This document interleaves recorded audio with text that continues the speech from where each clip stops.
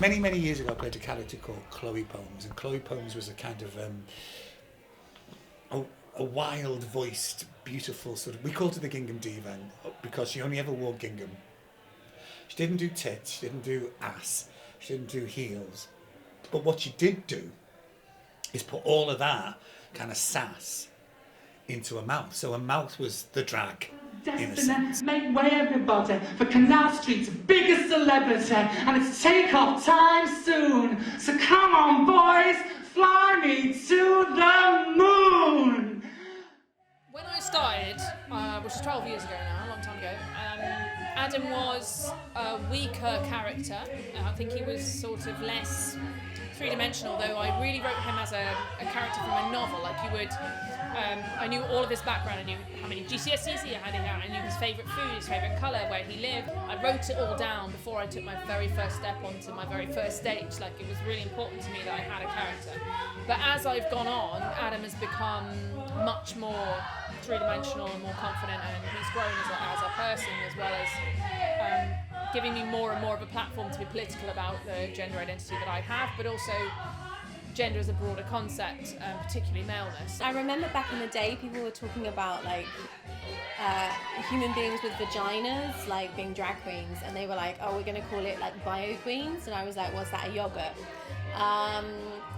So I like to call myself alpha femme because I'm very feminine and I'm very strong. And those two things are things that people don't often equate together. They think that you can't be both, but you can. My drag's very modelly. I like to very much focus on the face and like to create a concept, and I've never been one to just do the same thing over and over again. I like to mix it up and do different things. I'm a bit anti-drag. I think drag serves a purpose now to subvert normalised narratives that have become normalised in queer spaces. And so in the work that I try to do, I try and offer uncomfortable conversations. So the way I describe my drag is weird, gross, upsetting and cute, like Sissy Clown.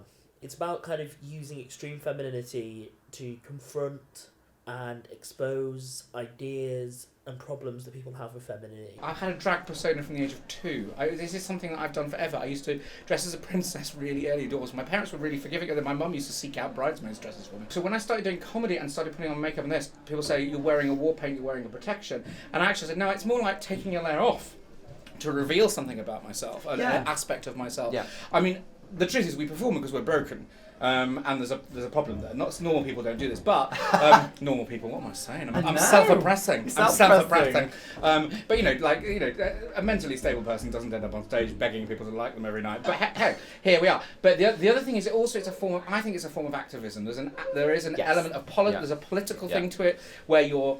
We're not equal. We don't have equity, and people are still judgmental about all those things that blur the boundaries, that push the boundaries, and so going on stage and doing that, I think, is a really important thing. I think I like to base a character on the performance I'm going to be doing. I like being like an African auntie. I like kind of playing into those stereotypes and like reclaiming them, actually show what the cultural differences are and like mocking them myself instead of having them mocked by other people.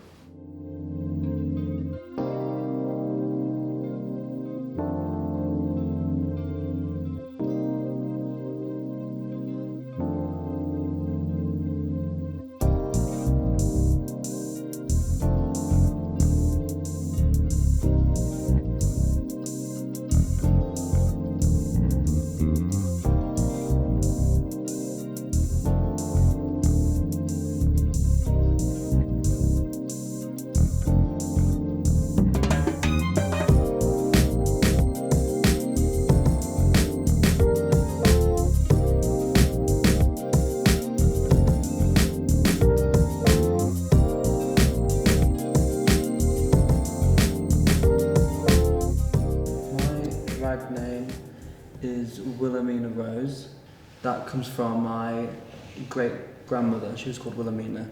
She's from Holland and met my great-grandfather in the war, and they fell in love and he brought her back to England. So I wanted to use her name in like a powerful way. Rose is from the Yorkshire Rose, because I'm from York, that's where I started drag. I've performed once before. I did a lip sync competition back at my hometown and I actually won it. So I was good at it and I enjoyed it. I just feel a lot more comfortable in front of a camera, not on a stage. I was very, very shy of the stage, but I think the reason I was shy of the stage is because I very obviously don't fit into any category in the way that I look. So performing in front of other people's parents was always quite terrifying for me, because it's the question straight away, are you a boy or are you a girl? And I have to get past that before I can even be a thing. So, I'd want to play the boys' parts as well, because they were easier and less pathetic in the 80s. And it was too difficult to really navigate that as a young person when Section 28 was so abundantly powerful at the time. We started hosting together, and this was in the really kind of, I guess, infant stage of the drag kings. So people were very much confusing drag kings with trans men. Trans men can be drag kings, but trans is about identity, drag is about like performance.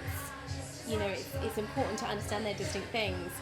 So when we started hosting together, people were like, oh, she looks like a drag queen. So I get it.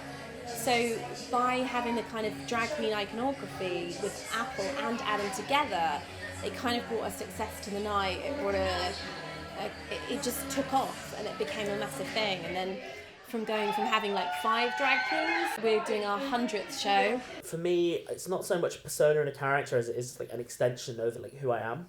Performance work for me is very specific to the situation that I'm in. I very rarely do performances more than once. Like the mayonnaise one is the only one that I've repeated, and even now, having done that about 3 or 4 times in a row, I've kind of said I'm not doing that now for another year. I think repeating it kind of it lessens the impacting point of it. I have my own little ritual, which is I will lock myself in my room, give myself about 3 hours, and then just like paint.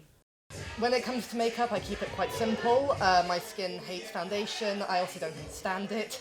I get myself into face, often bind, open chest and with binders. Some of my looks are very simple. Some of them can be quite complex. I include special effects in some of my performances as well, which is a hobby that I've had and it's kind of bled into drag and feeds into everything that I've done with drag. So I like performing because like everything is so serious, so I just want to be able to be in a space where I can be stupid and be in a position where I can like entertain people and be funny. Everything's fucking depressing, so I think, it's like if you get to be on stage for a bit, you get to forget about that and then you get to create a new world for other people to enjoy as well. I want to try out some more drag king looks, maybe some more non-human looks. I don't see myself as someone fitting into a traditional club context, singing to famous songs or lip syncing. And I definitely don't have the aesthetic of drag queens that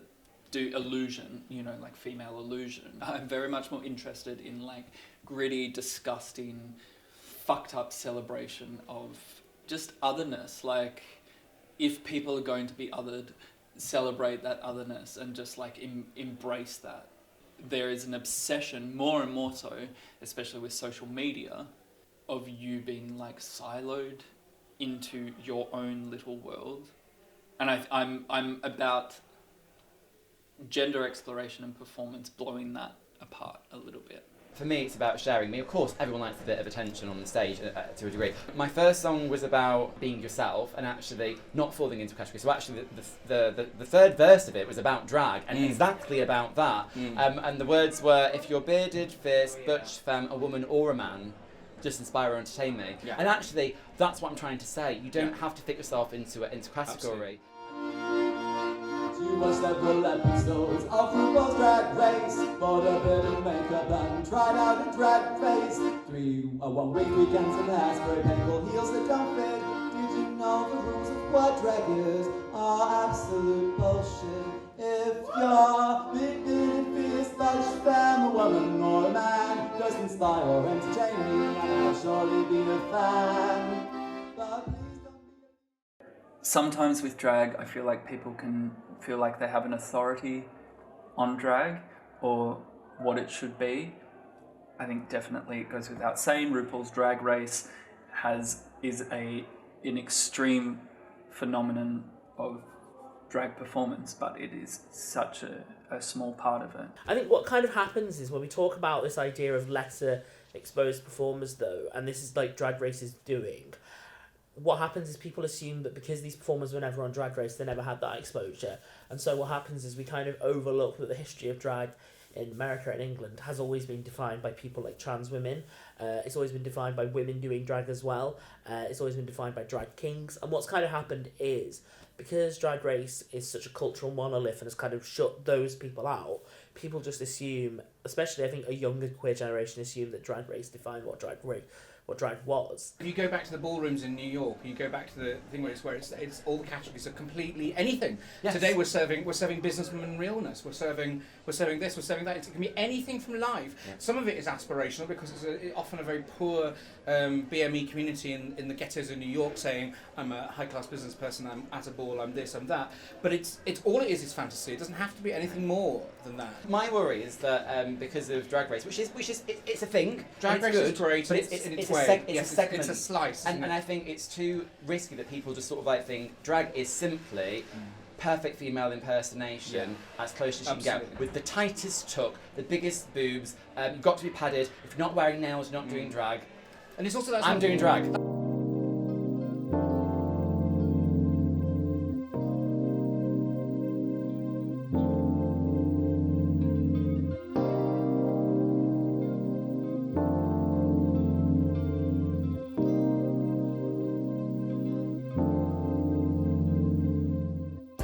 I face a lot of challenges. I'll call them challenges as a woman, female body person doing drag. But I kind of think that we're breaking through and there's so many talented people. And we're doing it with kindness, we're doing it with love, we're doing it with humour, and we're making waves. I kind of feel like the community has drifted apart a little bit. I would like to see more intersectional support. I know it's happening, and it happens in all sorts of great places, and that's fantastic. I'd like to see more of it. I found everyone so inviting and so encouraging, and that's just been really, really nice, because I think I would have been very intimidated otherwise. Being like perceived as a girl, I found it harder to say I was doing drag, but I think people in the community have kind of given me the confidence to keep pushing, because I know like queer circles kind of have a reputation of being like bitchy. The drag queens didn't like Chloe, not at all. No, they were threatened. They were threatened by Chloe. They were, and I didn't make it easy because I was like, don't be seeing me really. And it was the old days when drag was like offensive. Don't forget like the Stonewall. It's the Stonewall riots. That was done by drag queens of colour, trans of colour. The first one in through the first brick was bisexual as well. Yeah, there you go.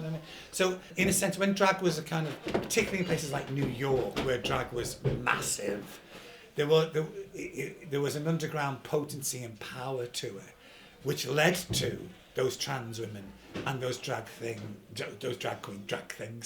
queens. That's what I called myself on stage. Well, I think that's where it's going. Yeah, brilliant. But there was diversity, and I think after Stonewall, drag stopped being as the underground vibe it was, and became the cabaret vibe. There is a lot of identity and fucking people exploring themselves that has come from not being accepted and finding your family or your kin or your like-minded people in underground spaces or spaces that are taboo or spaces that are not in the mainstream. People should be whatever they want, and I'm a huge advocate for that. People staying the fuck out of other people's way. Drag is playful and political, but I don't think it always has to be both. Just one big performance. A freedom to celebrate a masculinity in myself that I'd always been told was wrong. I've got female friends who do drag. I've got trans friends who do drag. I have seen straight male friends do drag. It's such a powerful force. you see the way people are liberated by it. Nondescript, extravagant art. Breaking boundaries and having fun. It's you being the biggest possible, most glamorous, funniest you can be.